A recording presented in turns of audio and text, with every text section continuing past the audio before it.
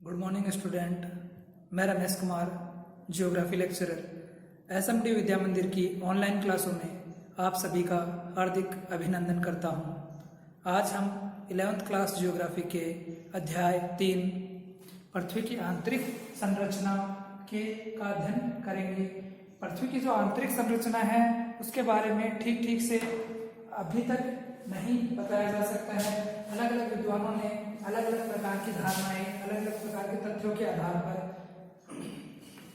पृथ्वी की आंतरिक संरचना के बारे में कुछ कल्पनाएं पेश की है। तो इससे पहले हमने पृथ्वी की आंतरिक संरचना के बारे में जो तापमान और दबाव के जो सिद्धांत थे उनको का अध्ययन किया था। आज हम पृथ्वी में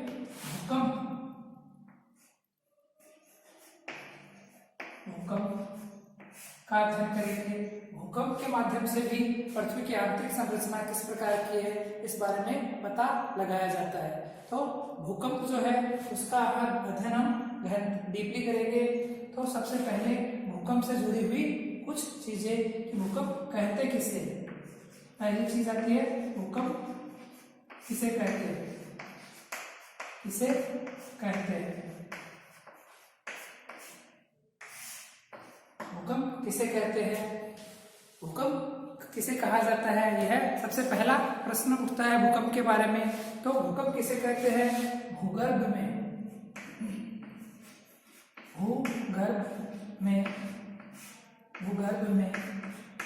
होने वाले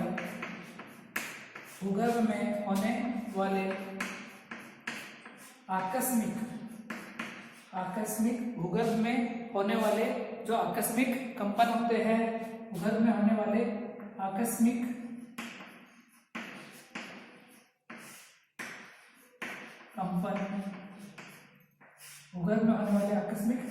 कंपन को भूकंप कहते हैं।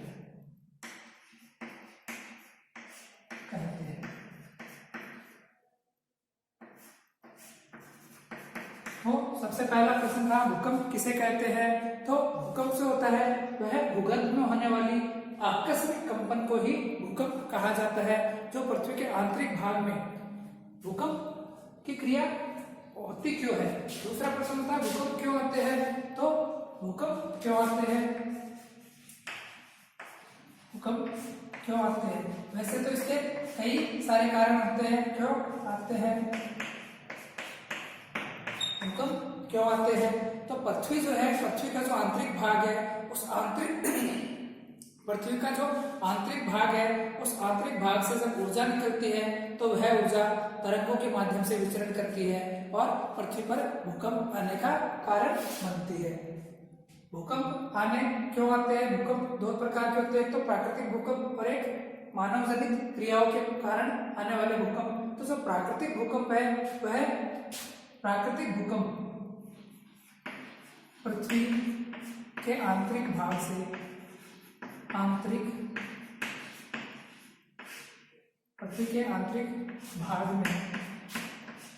में जब ऊर्जा मुक्त होती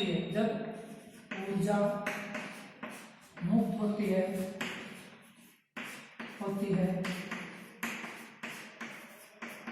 तो यह ऊर्जा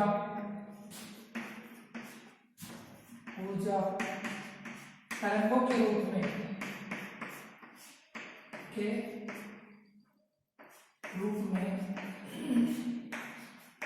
विचरण करती है, तरंगों के रूप में विचरण करती है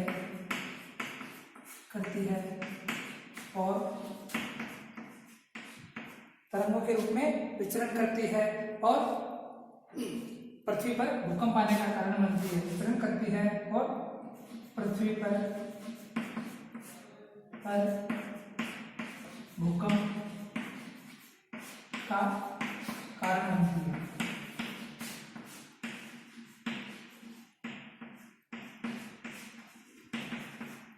साधारण तौर पर प्राकृतिक भूकंप का यही कारण होता है। पृथ्वी का जो आंतरिक भाग है उस आंतरिक भाग में कई कारणों से बहुत सारे कारण होते हैं। उन कई कारणों से जब आंतरिक भाग से ऊर्जा विमुक्त होती है तो यह मुक्त ऊर्जा पृथ्वी के आंतरिक भाग से पृथ्वी की सतह की तरफ विचरण करती है या पृथ्वी की जो परतें हैं उन परतों में के मध्य विचरण करती है।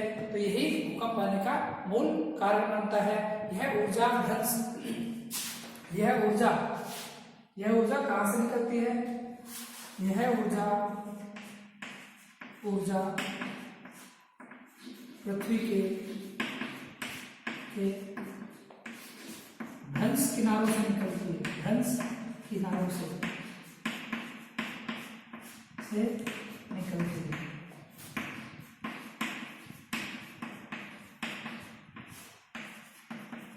यह ऊर्जा कहाँ से विमुक्त होती है? यह ऊर्जा पृथ्वी के भ्रंश किनारों से, पृथ्वी के अंदर जो शैल चट्टानें हैं, पृथ्वी के अंदर जो शैल चट्टानें हैं, जैसे पृथ्वी के अंदर बहुत सारी शैल चट्टानें, उन शैल चट्टानों के जो भ्रंश किनारे हैं उन भ्रंश किनारों से यह ऊर्जा निकलती है।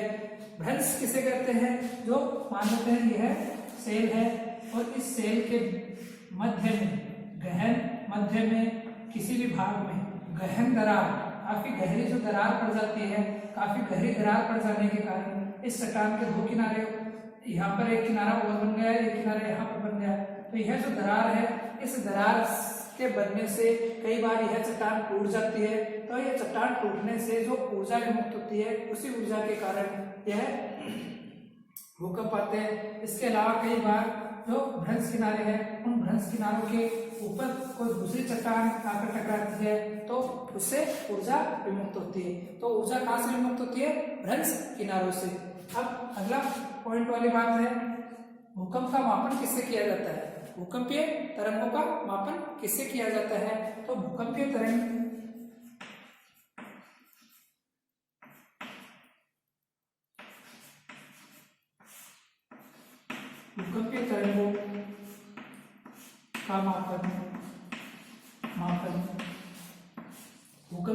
का मापन सीस्मोग्राफ नामक यंत्र से किया जाता है। भूकंपीय तरंगों का मापन सीस्मोग्राफ नामक यंत्र से किया जाता है।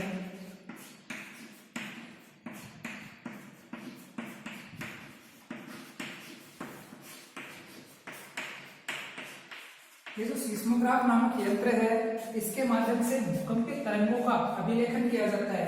इसमें जैसे हार्ट की ईसीजी वगैरह इससे करते हैं, उसी तरह से एक कागज होता है, ग्राफ पेपर होता है, उस ग्राफ पेपर पर इन तरंगों का मापन किया जाता है। अब भूकंपीय तरंगों का मापन अगर सीस्मोग्राफ से किया जाता है, ध्यान रखना यहाँ पर, अगर भूकंपीय तरंगों का मापन सीस्मोग्राफ नामक यंत्र से किया जाता है तो रिक्टर स्केल क्या होता है और रिक्टर स्केल क्या होता है और इसके जरिए किस चीज का मापन किया जाता है? प्रश्न बनता है रिक्टर स्केल का उपयोग क्या है या रिक्टर स्केल से क्या मापा जाता है? भूकंपीय तरंगों का मापन जो है वह सीस्मोग्राफ नामक यंत्र के माध्यम से किया जाता है। भूकंपीय तरंगों का मापन सीस्मोग्राफ नामक यंत्र से किया जाता है। तो रिक्टर स्केल से क्या किया जाता है? रिक्टर स्केल से किया जाता है भूकंपीय तरंगों की तीव्रता का मापन। भूकंपीय तरंगों जो है, भूकंप की जो तीव्रता है, तो रिक्टर स्केल से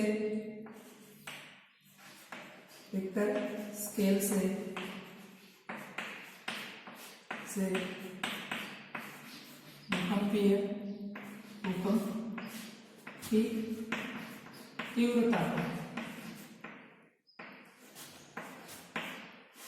का मापन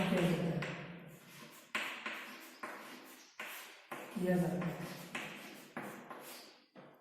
सीस्मोग्राफ से भूकंपीय तरंगों का मापन किया जाता है कि तरंगे किस प्रकार की, कौन तरंगे हैं और उनका व्यवहार क्या है, उनकी गति क्या है।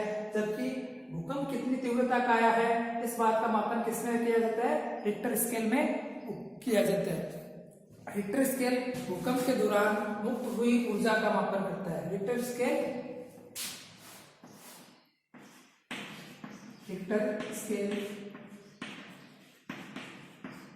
भूकंप के दौरान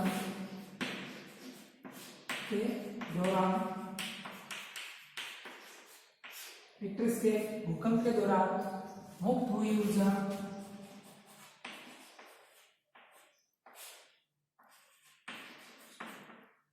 भूकंप के दौरान मुक्त हुई ऊर्जा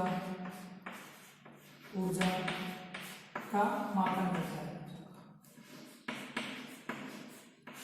करता है। इसमें 0 से लेकर 10 तक के अंक होते हैं। इसमें 0 से लेकर 10 तक के अंक होते हैं। इसमें 0 से लेकर 10 तक के अंक होते हैं। 0 से लेकर 10 तक के अंक होते हैं। आपने कई बार अखबार में या वीडियो में न्यूज़ पर सुना होगा कि 7 पॉइंट की तीव्रता का रिक्टर स्केल पर 7 के पैमाने का 7 पॉइंट की तीव्रता का भूकंप आया है, 6 पॉइंट की तीव्रता का भूकंप आया है। तो यह रिक्टर स्केल पर ही मापा जाता है। और प्रत्येक जो अंक होता है, इसमें ध्यान रखने वाली बात है, रिक्टर स्केल का प्रत्येक अंक, रिक्टर स्केल का प्रत्येक अंक अपने पिछले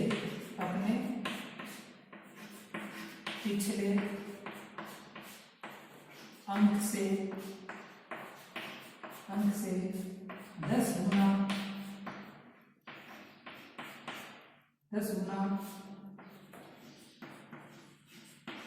अधिक ऊर्जा का मापन करता है।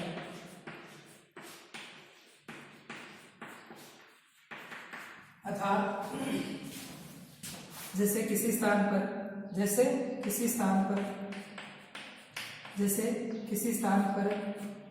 6 रिक्टर स्केल पर 6 की तीव्रता का भूकंप आया है। किसी स्थान पर 6 पॉइंट की तीव्रता का भूकंप आया है और किसी दूसरे स्थान पर 7 तीव्रता का भूकंप आया है। 7 तीव्रता का भूकंप आया है, तो इसका मतलब एक अंक का डिफरेंस है। तो यह जो भूकंप है, इस भूकंप से 10 गुना, इस अंक का 10 गुना बराबर पिछले भूकंप से 60% अधिक, 10 गुना अधिक शक्तिशाली भूकंप आया है। यहाँ पर इस भूकंप के मुकाबले जो नुकसान होगा वह भी 10 गुना अधिक होगा। तो प्रत्येक जो पिछला अंक है वह अगला अंक है वह पिछले अंक से 10 गुना तीव्रता को व्यक्त करता है। ध्यान रखना। इसके अलावा एक और पैमाना है रिक्टर स्केल के अलावा Mercalli scale. Mercalli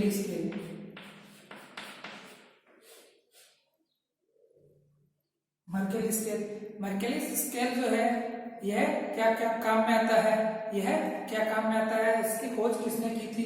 Mercalli scale जो है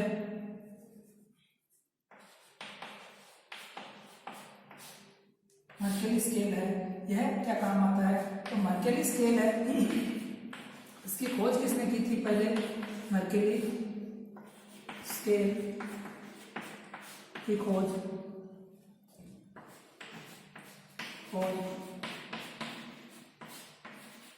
इटली के वैज्ञानिक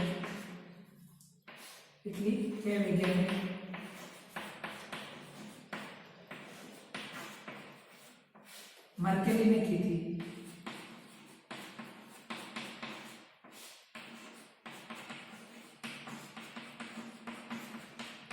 मर्केली स्केल की खोज किसने की थी? मर्केली स्केल की खोज जो है इटली के एक वैज्ञानिक ने की थी जिसका नाम था मर्केली, और उन्हीं के नाम पर, मर्केली के नाम पर ही इस स्केल का नाम मर्केली स्केल रखा गया। मर्केली स्केल में होता क्या है? मर्केली स्केल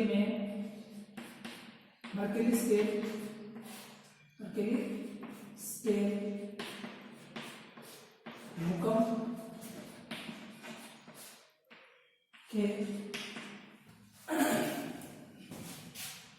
भूकंप के आघात,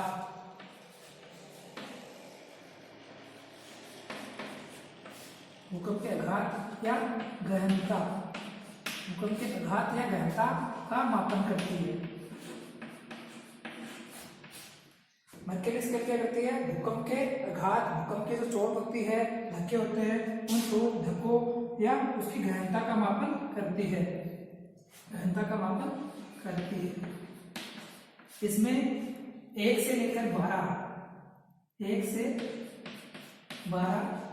अंक होते हैं। मर्केली स्केल में जो मापक होता है वह 1 से 12 अंकों के मध्य का होता है और 1 से 12 अंक होते हैं।